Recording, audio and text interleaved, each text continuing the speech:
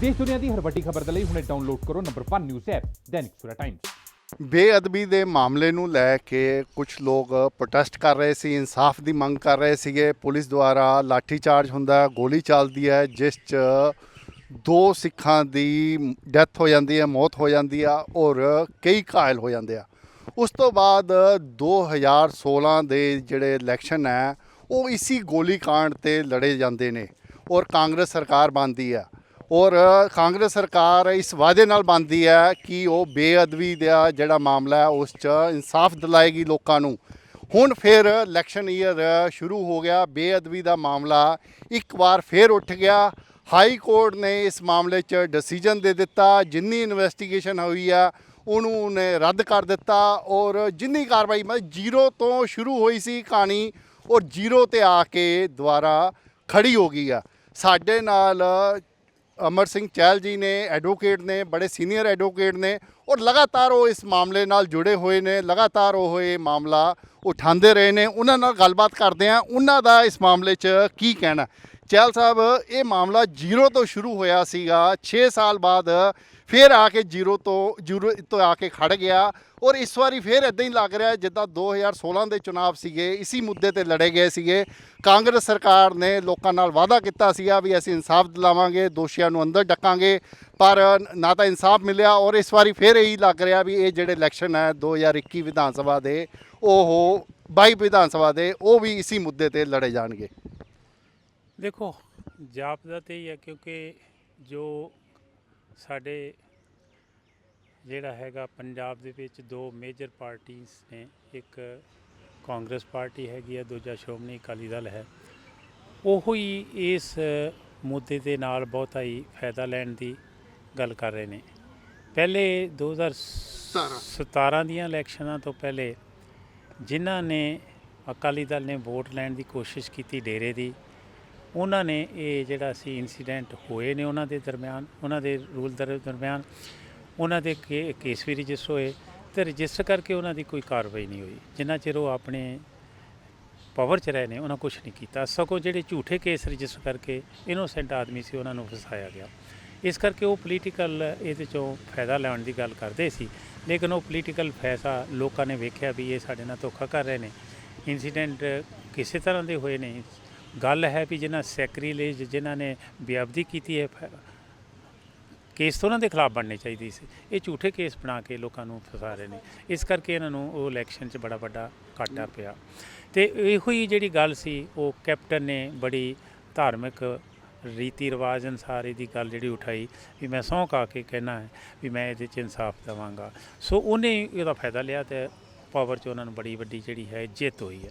ਸੋ ਇਹ ਦੋਨੋਂ ਪਾਰਟੀਆਂ ਜਿਹੜੀਆਂ ਨੇ ਪਹਿਲੇ ਵੀ ਇਹਦਾ ਜਿਹੜਾ ਹੈ ਫਾਇਦਾ ਉਠਾਉਣ ਦੀ ਕੋਸ਼ਿਸ਼ ਕੀਤੀ ਹੈ ਅਤੇ ਹੁਣ ਵੀ ਇਸੇ ਨੂੰ ਫਿਰ ਦੁਬਾਰਾ ਜਿਹੜਾ ਹੈ ਕਾਂਗਰਸ ਕੋਸ਼ਿਸ਼ ਕਰ ਰਹੀ ਹੈ ਫਾਇਦਾ ਲੈਣ ਦੀ। ਵੀ ਅਸੀਂ ਕੋਸ਼ਿਸ਼ ਕੀਤੀ ਸੀ ਇਨਸਾਫ ਦਿਵਾਉਣ ਦੀ, ਅਸੀਂ ਦੇਖੋ ਸਿੱਟ ਵੀ ਬਣਾ ਦਿੱਤੀ, ਉਹਨੇ ਇਨਵੈਸਟੀਗੇਸ਼ਨ ਵੀ ਕਰ ਦਿੱਤੀ ਅਤੇ ਅਦਾਲਤ ਨੇ ਜੇ ਸੈਟੀਸਫਾਈਡ ਕਰ ਦਿੱਤੀ ਹੈ ਤਾਂ ਅਸੀਂ ਕੀ ਕਰ ਸਕਦੇ। ਸੋ ਇਹ ਗੱਲ ਜਿਹੜੀ ਹੈ, ਜਿਹੜੇ ਬੇਅਦਬੀ ਦੇ ਮਾਮਲੇ ਨੇ ਉਹਨਾਂ ਨੂੰ ਕਾਨੂੰਨੀ ਨਿਗਤਾ ਤੋਂ ਨਹੀਂ ਵੇਖ ਰਹੇ, ਉਹਨਾਂ ਨੂੰ ਇੱਕ ਇਲੈਕਸ਼ਨ ਜਿੱਤਣ ਚਾਹੇ ਇੱਕ ਨੂੰ ਹਰਾਉਣ ਦਾ ਜਿਹੜਾ ਹੈ ਉਹ ਮੁੱਦਾ ਬਣਾ ਰਹੇ ਨੇ, ਜਿਹੜਾ ਕਿ ਬਦਕਿਸਮਤ ਹੈ। ਝਗੜਾ ਤਾਂ ਇਹ ਸੀ ਕਿ ਆਇਆ ਬੇਅਦਬੀ ਹੋਈ ਹੈ, ਇਹਦੇ ਨੂੰ ਕੋਈ ਡਿਸਪਿਊਟ ਨਹੀਂ ਕਰਦਾ। ਕੀਤੀ ਕਿ ਨੇ, ਜਿਨ੍ਹਾਂ ਕੀਤੀ ਸੀ ਉਹਨਾਂ ਨੂੰ ਸਜ਼ਾ ਮਿਲਣੀ ਚਾਹੀਦੀ, ਬੜੀ ਛੋਟੀ ਜਿਹੀ ਗੱਲ ਹੈ। ਭਾਵੇਂ ਬਾਦਲ ਸਰਕਾਰ ਨੇ ਹੋਈ ਵੇਲੇ ਇਹ ਗੱਲਾਂ ਹੋਈਆਂ, ਉਹਨਾਂ ਨੂੰ ਇਹਨਾਂ 'ਤੇ ਜਿਹੜਾ ਸੱਚ ਸਾਹਮਣੇ ਲਿਆਉਣਾ ਚਾਹੀਦਾ ਸੀ।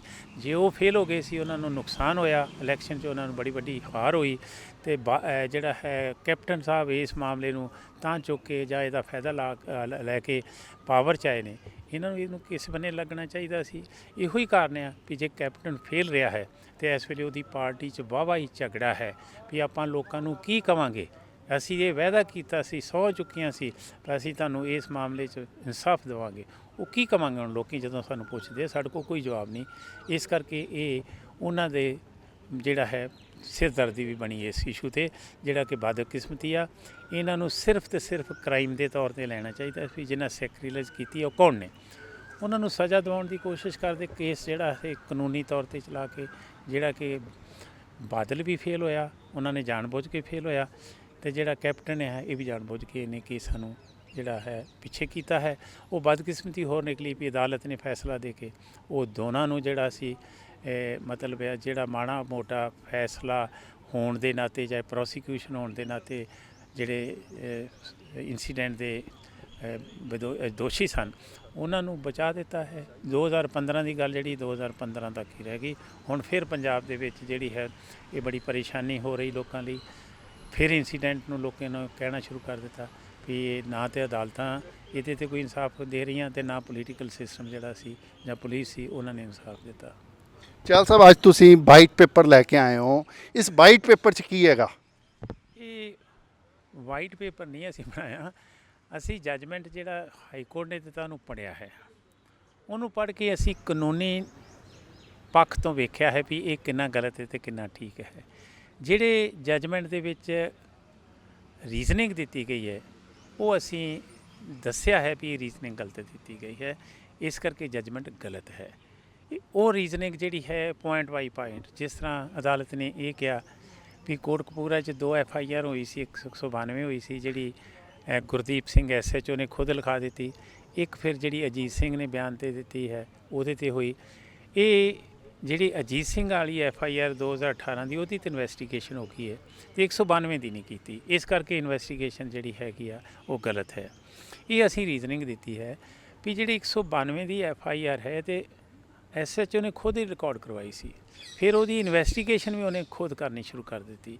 ਉਹ ਉੱਥੇ ਲਗਭਗ 1.5 ਸਾਲ ਉੱਥੇ ਪੋਸਟਡ ਰਿਹਾ ਜਾਂ ਕੁਛ ਲੰਬਾ ਸਮਾਂ ਪੋਸਟਡ ਰਿਹਾ। ਉਹ ਜੇ ਇੰਸੀਡੈਂਟ ਹੋਇਆ ਸੀ ਇਸ FIR ਦਾ ਅਤੇ ਉਹਨੇ ਖੁਦ ਹੀ ਕਿਉਂ ਨਾ ਇਨਵੈਸਟੀਗੇਸ਼ਨ ਕਰਕੇ ਚਲਾਨ ਪੂਰਾ ਇਨਵੈਸਟੀਗੇਸ਼ਨ ਪੂਰੀ ਕੀਤੀ। ਦੂਜੀ ਇਹ ਰੀਜ਼ਨਿੰਗ ਹੈ ਵੀ ਜੋ ਬਦਲ ਵੀ ਗਿਆ, ਨਵੇਂ SHO ਆਏ ਨੇ, 2018 'ਚ ਨਵੀਂ FIR ਹੋਈ ਹੈ, ਲਗਭਗ 3 ਸਾਲ ਦਾ ਗੈਪ ਹੋ ਗਿਆ, 3 ਸਾਲਾਂ 'ਚ ਵੀ ਇਨਵੈਸਟੀਗੇਸ਼ਨ ਨਹੀਂ ਪੂਰੀ ਕੀਤੀ। ਉਹ ਸਭ ਇਹਦਾ ਜ਼ਿੰਮੇਵਾਰ ਕੌਣ ਹੈ? ਕਸੂਰ ਕਿਹਦਾ ਹੈ? ਕਸੂਰ ਹੈ ਉੱਥੋਂ ਦੇ SHO ਦਾ, ਕਸੂਰ ਹੈ SSP ਦਾ, ਕਸੂਰ ਹੈ DGP ਦਾ, ਜਾਂ whole of the police system ਹੈ। ਅਤੇ ਇਸ ਕਰਕੇ ਜਿਹੜੀ ਇਹਦੀ ਇਨਵੈਸਟੀਗੇਸ਼ਨ ਲੋੜ ਨਹੀਂ ਸੀ ਰਹਿ ਗਈ, ਕਿਉਂਕਿ ਇਹਦੇ 'ਚ ਇੰਸੀਡੈਂਟ ਜਿਹੜਾ ਦਿੱਤਾ ਸੀ ਉਹ ਝੂਠਾ ਸੀ।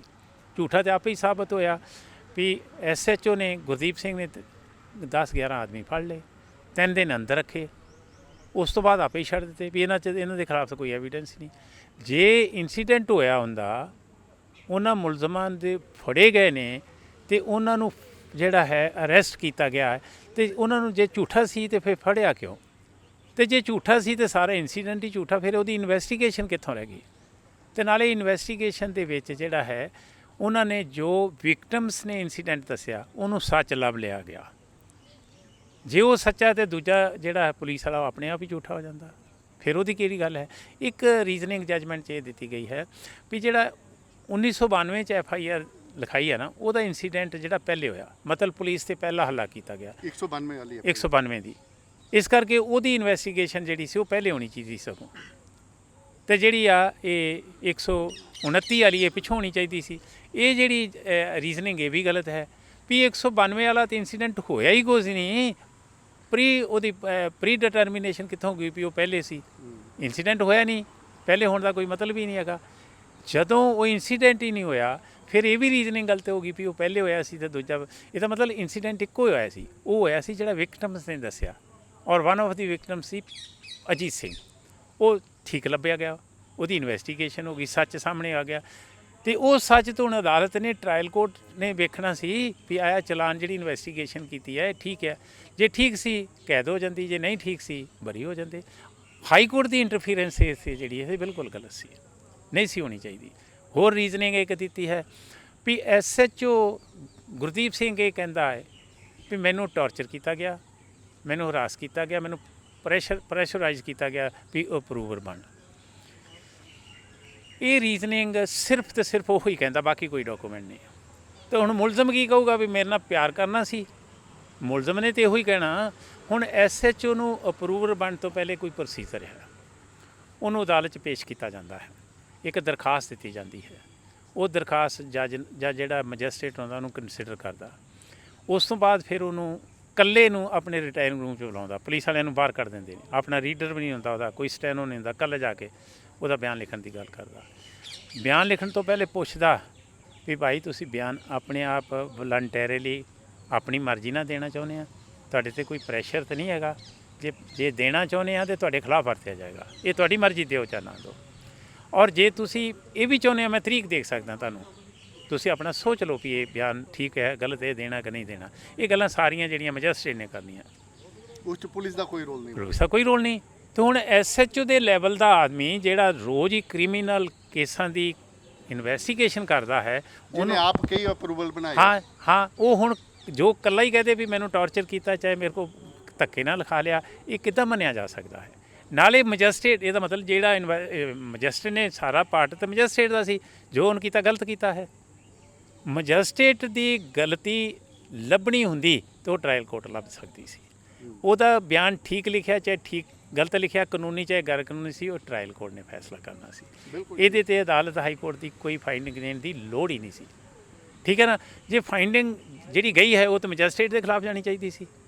ਆਈਓ ਦਾ ਇਹਦੇ 'ਚ ਕੀ ਕਸੂਰ ਹੈ? ਆਈਓ ਨੇ ਤਾਂ ਜਾ ਕੇ ਬੰਦਾ ਖੜਾ ਕਰ ਦਿੱਤਾ ਵੀ ਇਹਨੇ ਬਿਆਨ ਦੇਣਾ ਚਾਹੁੰਦਾ ਜੀ। ਇਸ ਤੋਂ ਅੱਗੇ ਤਾਂ ਕੋਈ ਨਹੀਂ ਗਿਆ। ਉਹਨੇ ਉੱਥੇ ਕਿਉਂ ਨਹੀਂ ਕਿਹਾ ਜੱਜ ਨੂੰ ਵੀ ਮੈਨੂੰ ਤਾਂ ਕੁੱਟ ਕੇ ਲਿਆਏ ਨੇ ਜੀ, ਮੈਨੂੰ ਪ੍ਰੈਸ਼ਰ ਕੀਤਾ ਹੈ, ਮੈਨੂੰ ਟੌਰਚਰ ਕਰ ਰਹੇ, ਮੈਂ ਨਹੀਂ ਬਿਆਨ ਦੇਣਾ। ਕਹਿ ਸਕਦਾ ਸੀ। ਇਹਦਾ ਮਤਲਬ ਜੋ ਮੈਜਿਸਟਰੇਟ ਨੇ ਠੀਕ ਕੀਤਾ ਹੈ ਉਹਦੀ ਹਾਈ ਕੋਰਟ ਨੇ ਗਲਤ ਕਰਾਰ ਦਿੱਤਾ, ਜਿਹੜਾ ਕਿ ਹਾਈ ਕੋਰਟ ਨੂੰ ਇਹ ਕਹਿਣ ਦਾ ਹੱਕ ਨਹੀਂ ਸੀ। ਰਿਟ ਜੂਰਿਸਡਿਕਸ਼ਨ 'ਚ ਇਹ ਗੱਲਾਂ ਨਹੀਂ ਸੀ ਕਹੀਆਂ ਜਾ ਸਕਦੀਆਂ। ਬਿਲਕੁਲ ਗਲਤ ਕੀਤਾ ਹੈ। ਇੱਕ ਕੁਮਾਰ ਵਿਜੇ ਪ੍ਰਤਾਪ ਦੇ ਉੱਤੇ ਵੀ ਕਾਫੀ ਕਮੈਂਟਸ ਕੀਤੇ ਗਏ ਨੇ। ਦੇਖੋ, ਵਿਜੇ ਜਿਹੜਾ ਹੈ ਪ੍ਰਤਾਪ ਸਿੰਘ ਦੇ, ਉਹਦੇ ਦੋ ਚਿਹਰੇ ਨੇ। ਇੱਕ ਉਹਦਾ ਕੰਡਕਟ ਹੈਗਾ, ਇੱਕ ਉਹਦੀ ਇਨਵੈਸਟੀਗੇਸ਼ਨ ਹੈਗੀ ਆ। ਕੰਡਕਟ ਉਹਦਾ ਇਹ ਮਾੜਾ ਲੱਭਿਆ ਵੀ ਉਹ ਆਟੋਕ੍ਰੈਟਿਕ ਸੀ, ਮਾੜਾ ਬੋਲਦਾ ਸੀ ਜੀ, ਬਾਕੀ ਸਿੱਟ ਦੇ ਮੈਂਬਰ ਬਾਹਰ ਕੱਢ ਦਿੱਤੇ ਜੀ। ਹਾਂਜੀ, ਇਹ ਗੱਲਾਂ ਬਿਲਕੁਲ ਲੋੜ ਨਹੀਂ ਸੀ। ਆਪਾਂ ਵੇਖਣਾ ਸੀ ਉਹਦੀ ਇਨਵੈਸਟੀਗੇਸ਼ਨ ਫੇਰ ਕਿ ਨਹੀਂ। ਉਹਨੇ ਇਨਵੈਸਟੀਗੇਸ਼ਨ 'ਚ ਜੋ ਕਲੈਕਟ ਕੀਤਾ ਉਹ ਅਦਾਲਤ 'ਚ ਦੇ ਦਿੱਤਾ ਹੈ। ਇਹ ਅਦਾਲਤ ਨੇ ਮੋਹਰ ਲਾਉਣੀ ਹੈ, ਝੂਠਾ ਹੈ ਸੱਚਾ ਹੈ। ਜੇ ਉਹਨੇ ਇਨਵੈਸਟੀਗੇਸ਼ਨ ਗਲਤ ਕੀਤੀ ਹੁੰਦੀ ਤਾਂ ਅਦਾਲਤ ਨੇ ਫਾਈਂਡਿੰਗ ਦੇਣੀ ਸੀ ਫਾਲਟੀ ਇਨਵੈਸਟੀਗੇਸ਼ਨ ਆ, ਇਸ ਕਰਕੇ ਕੇਸ ਨਹੀਂ ਬਣਦਾ। ਤੇ ਇਹ ਕੰਡਕਟ ਵੇਖਣ ਦੀ ਕੀ ਲੋੜ ਸੀ? ਵੇਖਣੀ ਤਾਂ ਇਨਵੈਸਟੀਗੇਸ਼ਨ ਸੀ। ਅਦਾਲਤ ਨੇ ਉਹਦਾ ਕੰਡਕਟ ਲੈ ਕੇ ਉਹ ਸਾਰੇ ਦਾ ਸਾਰਾ ਜਿਹੜਾ ਹੈ ਉਹਦੇ 'ਤੇ ਨਜ਼ਲਾ ਗੇਰ ਦਿੱਤਾ ਹੈ। ਇਹ ਕਿਉਂ ਨਹੀਂ ਅਦਾਲਤ ਨੇ ਵੇਖਿਆ ਵੀ DGP ਉੱਤੇ ਸੀ ਉਹਦੇ ਉੱਤੇ ਜਿਹੜੇ ਦੋ ਸੀਨੀਅਰ ਅਫਸਰ ਸਨ ਸਿੱਟ ਦੇ, ਉਹਨਾਂ ਨੇ ਕੁਛ ਨਹੀਂ ਕਿਹਾ। ਉਹਨਾਂ ਦੀ ਇਹਦੀ ਇਨਵੈਸਟੀਗੇਸ਼ਨ ਨੂੰ ਜਿਹੜਾ ਹੈ ਚੈਲੰਜ ਨਹੀਂ ਕੀਤਾ, ਇਤਰਾਜ਼ ਹੀ ਨਹੀਂ ਉਠਾਏ। ਉਹ ਖੁਦ ਵੀ ਕਹਿ ਸਕਦੇ ਵੀ ਤੇਰੇ ਨੂੰ ਭਾਈ ਅਸੀਂ ਸੀਨੀਅਰ, ਤੂੰ ਇੱਥੇ ਬੈਠ, ਇਨਵੈਸਟੀਗੇਸ਼ਨ ਮੈਂ ਕਰੂੰਗਾ। ਜਿਹੜਾ ਸਿੱਟ ਦਾ ਚੇਅਰਮੈਨ ਸੀ, ਤੂੰ ਮੇਰੀ ਮਦਦ ਕਰਨੀ। ਵਿਜੇ ਪ੍ਰਤਾਪ ਸਿੰਘ ਦਾ ਕਿੱਥੋਂ ਹੌਸਲਾ ਪੈ ਜਾਂਦਾ? ਇਨਸਬੋਰਡੀਨੇਸ਼ਨ ਕਿੱਥੋਂ ਕਰ ਲੈਂਦਾ? ਠੀਕ ਹੈ ਨਾ ਜੀ। ਉਹ ਅਦਾਲਤ ਨੇ ਇਸ ਗੱਲ ਨੂੰ ਨਹੀਂ, ਪੱਖ ਨੂੰ ਵੇਖਿਆ। ਇਹ ਪੱਖ ਲੈ ਗਈ ਆ ਵੀ ਜਿਹੜੀ ਜੀ ਇਨਵੈਸਟੀਗੇਸ਼ਨ ਉਹ ਇਕੱਲਾ ਹੀ ਕਰ ਗਿਆ। ਵੀ ਬਾਕੀ ਬੰਦਿਆਂ ਨੇ, ਹੁਣ ਬਾਕੀ ਜਿਹੜੇ ਮੈਂਬਰ ਸੀ ਉਹਨਾਂ ਦੇ ਸਾਈਨ ਨਹੀਂ ਆ। ਬਾਕੀ ਮੈਂਬਰਾਂ ਦੇ ਕੋਈ ਜਿਹੜੀ ਹੈ ਕੋਈ ਜਿਹੜਾ ਨਾ ਕਿਤੇ ਵੀ ਨਹੀਂ ਆਇਆ ਰਿਕਾਰਡ 'ਤੇ ਵੀ ਉਹਨਾਂ ਨੇ ਇਹ ਜਿਹੜੀ ਇਨਵੈਸਟੀਗੇਸ਼ਨ ਸੀ ਇਹਨੂੰ ਜਿਹੜਾ ਹੈ ਚੈਲੰਜ ਕਰਦੇ ਰਹੇ, ਗਲਤ ਕਹਿੰਦੇ। ਇੱਕ ਆ ਗਿਆ ਵੀ ਉਹਨਾਂ ਨੇ ਚਿੱਠੀ ਲਿਖੀ ਸੀ ਜੀ, ਜਾਂ ਉਹਨਾਂ ਦੇ ਖਿਲਾਫ ਸ਼ਿਕਾਇਤ ਹੋਈ ਸੀ। DGP ਨੇ ਉਹ ਸ਼ਿਕਾਇਤ 'ਤੇ ਇਹ ਤਾਂ ਰਿਵਰਸ ਆਰਡਰ ਨਹੀਂ ਪਾਸ ਕੀਤਾ। ਜੇ ਉਹ DGP ਦੀ ਰਾਈਟ ਸੀ, ਅਧਿਕਾਰ ਸੀ, ਬਹੁਤ ਵੱਡਾ ਅਫਸਰ ਸੀ, ਉਹ ਇਹਨੂੰ ਬਾਹਰ ਕਰਦਾ ਵੀ ਨਹੀਂ ਵੀ ਤੂੰ ਨਹੀਂ, ਚਾਹੇ ਉਹਨੂੰ ਡਾਇਰੈਕਸ਼ਨ ਦਿੰਦਾ ਵੀ ਤੂੰ ਇਹਨਾਂ ਦੇ ਨਾਲ ਚੱਲਣਾ, ਵੀ ਯੂ ਆਰ ਸਬੋਰਡੀਨੇਟ। ਐਸਾ ਕੋਈ ਆਰਡਰ ਨਹੀਂ। ਹੁਣ ਅਦਾਲਤ ਦੇ ਵਿੱਚ ਇਹੋ ਹੀ ਗੱਲ ਲੈ ਲੈਣੀ ਵੀ ਉਹਦੇ ਖਿਲਾਫ ਸੀ ਜੀ, ਸ਼ਿਕਾਇਤਾਂ ਹੋਈਆਂ ਨੇ ਤੇ ਜਿਹੜਾ ਹੈ ਇਸ ਕਰਕੇ ਇਨਵੈਸਟੀਗੇਸ਼ਨ ਗਲਤ ਹੈ। ਉਹਨੇ ਇਕੱਲੇ ਨੇ ਦਸਤਖਤ ਕਰ ਦਿੱਤੇ ਆ, ਇਨਵੈਸਟੀਗੇਸ਼ਨ ਦੇ ਮੈਂਬਰ ਨੇ ਇੱਕ ਵੀ ਦਸਤਖਤ ਕਰ ਦੇਗਾ ਵੈਲਿਡ ਹੈ, ਬਾਕੀ ਗਵਾਹ ਰੱਖੇ ਜਾਣਗੇ। ਤੇ ਨਾਲੇ ਉਹਦੀ ਇਨਵੈਸਟੀਗੇਸ਼ਨ ਨੂੰ ਆਪਾਂ ਰੇਟ ਪਟੀਸ਼ਨ ਦੇ ਵਿੱਚ ਜਿਹੜੇ ਬਾਕੀ ਜਿਹੜੇ ਹੈਗੇ ਸੀ ਸਿੱਟ ਦੇ ਮੈਂਬਰ, ਉਹ ਮੈਂਬਰ ਸਨ, ਪਾਰਟੀ ਬਣਾਏ ਗਏ, ਰਿਸਪੋਂਡੈਂਟ ਬਣਾਏ ਗਏ, ਉਹ ਪੇਸ਼ ਨਹੀਂ ਹੋਏ। ਉਹ ਜਾ ਕੇ ਕਹਿੰਦੇ ਵੀ ਦਰਅਸਲ ਜੀ ਸਾਡਾ ਤਾਂ ਉੱਥੇ ਕੋਈ ਸਾਨੂੰ ਪੁੱਛ-ਗਿੱਛ ਨਹੀਂ, ਇਹ ਇਕੱਲਾ ਹੀ ਕਰ ਗਿਆ, ਇਸ ਕਰਕੇ ਇਹ ਗਲਤ ਕੀਤਾ ਗਿਆ। ਉਹਨੇ ਇਹ ਨਹੀਂ ਕਿਹਾ। ਜੇ ਨਹੀਂ ਕਿਹਾ ਤਾਂ ਆਪਾਂ ਇਹਨੂੰ ਨੈਗੇਟਿਵ ਕਿੱਦਾਂ ਲੈ ਕੇ ਪੋਜ਼ੀਟਿਵ ਲਾਵਾਂਗੇ ਵੀ ਉਹ ਕਨਸੈਂਟਿੰਗ ਪਾਰਟੀ ਸੀ, ਉਹਦੀ ਇਨਵੈਸਟੀਗੇਸ਼ਨ 'ਤੇ ਸੈਟਿਸਫਾਈਡ ਸੀ, ਉਹਦੀ ਇਨਵੈਸਟੀਗੇਸ਼ਨ ਨੂੰ ਗਲਤ ਨਹੀਂ ਸੀ ਕਰ ਰਹੇ। ਇਸ ਕਰਕੇ ਇਹ ਵਿਊ ਅਦਾਲਤ ਨੇ ਬਿਲਕੁਲ ਗਲਤ ਲਿਆ। ਇਸ ਤਰ੍ਹਾਂ ਦੇ ਅਸੀਂ ਜਿਹੜੇ ਪੁਆਇੰਟ ਬਾਈ ਸਾਰੇ, ਜਿਸ ਤਰ੍ਹਾਂ ਹੁਣ ਬਾਦਲਾਂ ਦੇ ਬਾਰੇ ਰਹਿ ਗਿਆ, ਇਹਦੀ ਵੀ ਲੋੜ ਨਹੀਂ ਸੀ। ਇੱਕ ਇਲੈਕਸ਼ਨ ਕਮਿਸ਼ਨ ਦਾ ਲੈ ਗਏ ਨੇ ਵੀ ਇਹਦੀ ਜੀ ਇਲੈਕਸ਼ਨ ਕਮਿਸ਼ਨ ਦੇ ਸ਼ਿਕਾਇਤ ਹੋਈ ਸੀ, ਫਿਰ ਇਲੈਕਸ਼ਨ ਕਮਿਸ਼ਨ ਕਿਹਾ ਸੀ ਵੀ ਇਹਦੇ ਤੋਂ ਜੀ ਇਹ ਤੂੰ ਨਹੀਂ ਕਰ ਸਕਦਾ। ਪਹਿਲੇ ਇਲੈਕਸ਼ਨ ਕਮਿਸ਼ਨ ਦੇ ਅਧਿਕਾਰ 'ਚ ਕਿੱਥੇ ਸੀ ਹੈਗਾ? ਇਲੈਕਸ਼ਨ ਕਮਿਸ਼ਨ ਕਿੱਥੋਂ ਇਨਵੈਸਟੀਗੇਸ਼ਨ ਨੂੰ ਸਟਾਪ ਕਰ ਸਕਦਾ ਸੀ? ਉਹਦਾ ਤਾਂ ਮਤਲਬ ਹੀ ਕੋਈ ਨਹੀਂ ਸੀ। ਜੇ ਕੰਡਕਟ ਤੋਂ ਦਾ ਇਨਵੈਸਟੀਗੇਸ਼ਨ ਲੈਣਾ ਤੇ ਨਾ ਕਿ ਇਲੈਕਸ਼ਨ ਕਮਿਸ਼ਨ ਦੇ ਵਿੱਚ ਉਹਦਾ ਤਾਂ ਕੋਈ ਐਲੀਗੇਸ਼ਨ ਨਹੀਂ ਵੀ ਉਹਦੀ ਇਨਵੈਸਟੀਗੇਸ਼ਨ ਜਿਹੜੀ ਹੈਗੀ ਆ ਉਹ ਪ੍ਰਭਾਵ ਕਰ ਰਹੀ ਸੀ ਇਲੈਕਸ਼ਨ ਨੂੰ। ਇਲੈਕਸ਼ਨ ਕਦੋਂ ਹੋਣੀਆਂ ਸੀ? ਉਦੋਂ ਇਲੈਕਸ਼ਨ ਦਾ ਤਾਂ ਕੋਈ ਦੂਰ ਦਾ ਵੀ ਵਾਸਤਾ ਨਹੀਂ ਸੀ। ਇਸ ਕਰਕੇ ਇਹ ਉਹਦਾ ਕੰਡਕਟ ਵੀ ਜਿਹੜਾ ਉਹ ਗਲਤ ਪਾਸੇ ਲੈ ਗਿਆ ਹੁਣ ਜੇ ਗਲਤ ਇਲੈਕਸ਼ਨ ਕਮਿਸ਼ਨ ਨੇ ਆਰਡਰ ਕਰ ਦਿੱਤਾ ਹੈ, ਉਹਦੀ ਕੰਪਲਾਈਂਸ ਨਹੀਂ ਹੋਈ। ਕੰਪਲਾਈਂਸ ਕਰਨੀ ਸੀ ਡੀਜੀਪੀ ਨੇ, ਕੰਪਲਾਈਂਸ ਕਰਨੀ ਸੀ ਸਟੇਟ ਗਵਰਨਮੈਂਟ ਨੇ। ਜੇ ਨਹੀਂ ਕੀਤੀ ਤੇ ਆਈਓ ਦਾ ਕੀ ਵਿਜੇ ਪ੍ਰਤਾਪ ਸਿੰਘ ਦਾ ਕੀ ਕਸੂਰ ਹੈ? ਉਹਦੇ ਤੇ ਕਿਉਂ ਐਡਵਰਸ ਰਿਮਾਰਕਸ ਦੇਣ ਦੀ ਲੋੜ ਸੀ? ਚਹਿਲ ਸਾਹਿਬ, ਤੁਸੀਂ ਇਹ ਸਮਝਦੇ ਹੋ ਵੀ ਜਿਹੜਾ ਹਾਈ ਕੋਰਟ ਦਾ ਆਰਡਰ ਆਇਆ ਉਹ ਕਿਸੇ ਪ੍ਰਭਾਵ ਥੱਲੇ ਆਇਆ? ਵੀਰ ਜੀ, ਇਹ ਗੱਲ ਸਾਡੇ ਵਕੀਲ ਦੇ ਤੌਰ ਤੇ ਮੈਨੂੰ ਕਹਿਣ ਦੀ ਲੋੜ ਨਹੀਂ, ਨਾ ਮੈਂ ਕਹਿ ਸਕਦਾ ਨਾ ਮੈਂ ਕਹਿਣੀ ਆ। ਪ੍ਰਭਾਵ ਜਿਹੜਾ ਹੈ ਇਹ ਤਾਂ ਸਿਰਫ ਇਨਵੈਸਟੀਗੇਸ਼ਨ 'ਤੇ ਕੋਈ ਐਲੀਗੇਸ਼ਨ ਲਾਉਂਦਾ ਹੈ, ਜਿਸ ਤਰ੍ਹਾਂ ਕੁਛ ਐਲੀਗੇਸ਼ਨ ਲੱਗੇ ਨੇ ਵੀ ਇਹ ਜਿਹੜਾ ਹੈ ਇਹਦੇ 'ਤੇ ਪ੍ਰਭਾਵ ਫੈਸਲੇ ਦੇ ਪਿੱਛੇ ਪਿਆ ਹੈ, ਉਹਨਾਂ ਦੀ ਕੋਈ ਇਨਵੈਸਟੀਗੇਸ਼ਨ ਹੋਵੇ ਤਾਂ ਹੀ ਆ। ਸਾਡੀ ਨਾਲੇ ਐਜ਼ ਏ ਵਕੀਲ ਸਾਨੂੰ ਇਹਦੀ ਲੋੜ ਨਹੀਂ ਸੀ। ਅਸੀਂ ਇਹਦਾ ਜਿਹੜਾ ਲੀਗਲ ਪੁਆਇੰਟ ਆਫ ਵਿਊ ਨਾਲ ਵੇਖਿਆ, ਫੈਕਚੁਅਲ ਪੋਜੀਸ਼ਨ ਨਾਲ ਵੇਖਿਆ, ਉਹਦੇ 'ਤੇ ਅਸੀਂ ਕਮੈਂਟ ਕੀਤਾ, ਉਹਦੇ ਬਾਰੇ ਲਿਖਿਆ ਹੈ। ਇਨਫਲੂਐਂਸ ਬਾਰੇ ਨਾ ਅਸੀਂ ਕੁਛ ਕੀਤਾ, ਨਾ ਕਰਨਾ ਚਾਹੀਦਾ ਸੀ, ਨਾ ਕਰਾਂਗੇ। ਚਹਿਲ ਸਾਹਿਬ, ਜਿਹੜੇ ਪੰਜਾਬ ਦੇ ਮੁੱਖ ਮੰਤਰੀ ਹੈ ਕੈਪਟਨ ਅਮਰਿੰਦਰ ਸਿੰਘ, ਜਦੋਂ ਹਾਈ ਕੋਰਟ ਦਾ ਆਰਡਰ ਆ ਗਿਆ ਉਹਨਾਂ ਨੇ ਕਿਹਾ ਵੀ ਅਸੀਂ ਨਾ ਸਿਰਫ ਇਸ ਆਰਡਰ ਨੂੰ ਹੁਣ ਅਸੀਂ ਚੈਲੰਜ ਕਰਾਂਗੇ ਸੁਪਰੀਮ ਕੋਰਟ 'ਚ, ਬਲਕਿ ਇੱਕ ਨਵੀਂ ਜਿਹੜੀ ਹੈ ਸਿੱਟ ਉਹ ਇਸ ਮਾਮਲੇ 'ਚ ਇਨਵੈਸਟੀਗੇਟ ਵੀ ਕਰੇਗੀ। ਤੁਹਾਨੂੰ ਕੀ ਲੱਗਦਾ ਵੀ ਜਿਹੜੇ ਹੁਣ ਉਹਨਾਂ ਦਾ ਜਿਹੜਾ ਕਦਮ ਹੈ ਉਹ ਕਿੰਨਾ ਕੁ ਸਹੀ ਹੈ?